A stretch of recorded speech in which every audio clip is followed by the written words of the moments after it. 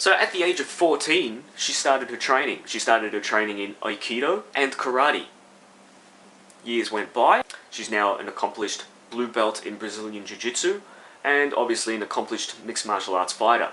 From these humble beginnings of being picked on and bullied, she's now fighting in a professional worldwide championship. That's what martial arts is about. Martial arts has had a positive impact on this individual's life. Instead of going into negative territory, she's made a positive out of a negative.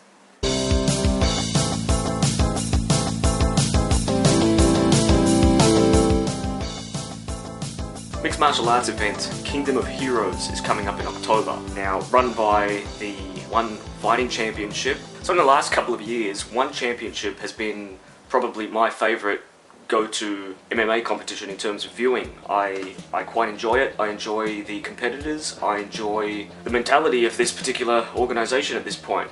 Not to say that I don't enjoy other MMA competitions, because they're all good.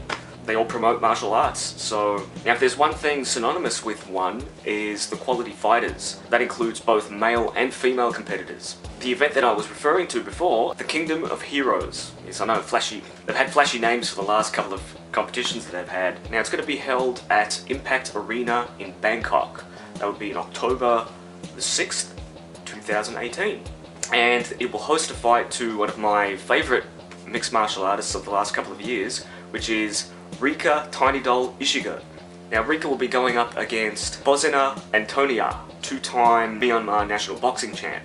Now Antonia is new to professional MMA and she has one win under her belt, and she finished her last fight with a record 24-second TKO. But personally, myself, I'm a Rika Ishiga fan, and I'll be going for her. Respect to both fighters. So those of you who don't know who Rika Ishiga is, or Rika Tiny Doll Ishiga, here's some quick history for you. Now, quite known in her native Thailand, Rika is of a half Japanese, half Thai background, and with the nickname Tiny Doll, obviously she's a smaller stature individual. First time that I'd seen Rika was in an MMA match. Her intro was quite interesting. There she was, she came out walking out into the stadium wearing a pink Power Rangers type costume with a helmet underneath her arm and this little sheepish smile. I thought, wow, she's cute as a button. And although I'm a fan of many martial arts related medias, the Power Rangers were never on my radar, so to speak. That stuff never interested me. But big respect to Rika for actually wearing that kind of a costume as she was coming out to her fight. It wasn't until later on that I'd seen there was more to that intro as well, which was quite comical. It was only through that little intro there that I got my discovery of Rika and her fighting career. I watched the match and I quite enjoyed it, and she definitely had some A-grade skills. What I like most about Rika is that she's not a stereotypical sort of a fighter, very much a fangirl, so to speak. Two of the other intros that she's done into fights were coming in dressed up as Bruce Lee from Game of Death, or Kill Bill, Uma from Kill Bill, depending on which side you want to take there. And of course the intro that won me over, which was when she came out dressed up as Chun-Li from Street Fighter. I thought, well, bang, you've just gone into my favourite books right there, representing Street Fighter before an actual MMA match. I was definitely instantly a fan after that one. For those who know me, know that Street Fighter and things of that nature are very much programmed into this head here. Now Rika, born 1989. 89. That year Kiss Hot in the Shade came out. What else? Motley Crue's Dr. Feelgood, Outer Limits by Shoya. I mean, 89, it's kind of forget this stuff as time goes on and I get older and not necessarily wiser, but as I get older and it's just that time has just flown by that quickly. Anyways, I'm getting ahead of myself with all these dates and time related jargon. Yeah, so Rika comes from Thailand and she's got an interesting backstory. One which hammers the truth home about martial arts. Now, being different growing up to her peers at school, being the smaller statured individual, she was picked on and bullied a lot. Through these horrid experiences that she had growing up, she began studying martial arts. As she says, not to beat up on the people that were giving her a hard time, but for that mental state of mind. And obviously, it helped her quite a bit. This is something that I'm always pushing in my videos, which is go out there and check out martial arts, check out a real school, check out a real style. Not saying what type of style to check out or what type of school. If you like martial arts, check it out. What could happen? Nothing's. Well, it depends what school you go to, but you're not going to get beat up, you're not going to get hurt, you're going to be enlightened, and that's something that nobody can take away from you. You're going to get some kind of knowledge out of the experience, and that's something that people and time can't really take away from you.